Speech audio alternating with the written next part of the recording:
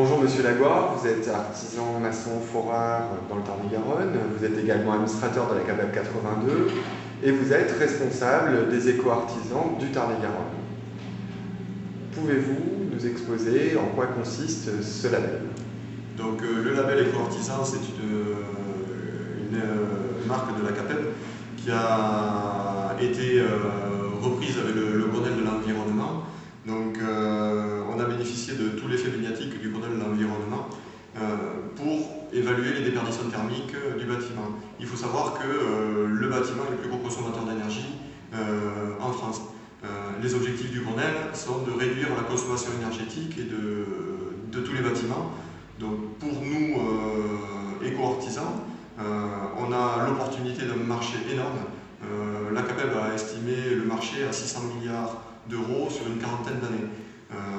Donc les artisans ont tout intérêt à se former à cette nouvelle compétence qui sera la leur, l'évaluation des déperditions thermiques et après réaliser les travaux.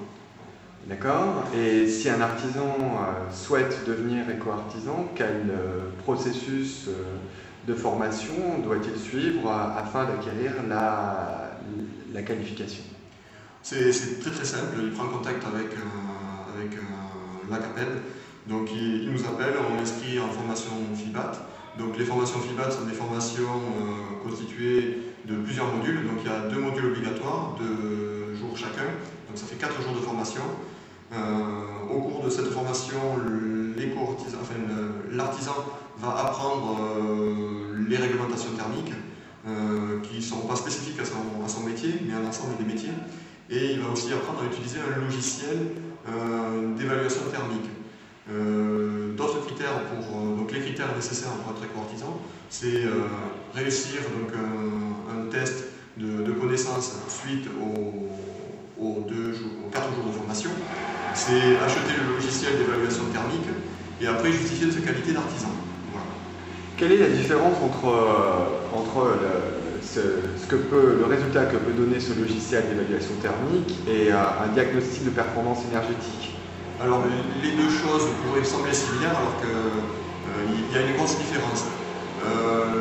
L'évaluation thermique faite par un éco-artisan prend en compte le bâti, donc les épaisseurs de murs, la présence de tel ou tel matériau, l'ancienneté des fenêtres, donc tous ces critères-là sont pris en compte. Il y a aussi l'usage qui est fait de la maison.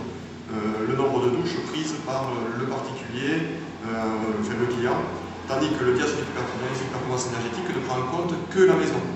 Il va pas du tout, le diagnostiqueur ne va pas poser de questions sur l'usage qu'il fait de la maison. Donc on aura des différences. Le DPE va nous donner un résultat avec une consommation énergétique faible, mais si notre client chauffe la maison à 25 degrés, on aura beaucoup de consommation. Merci.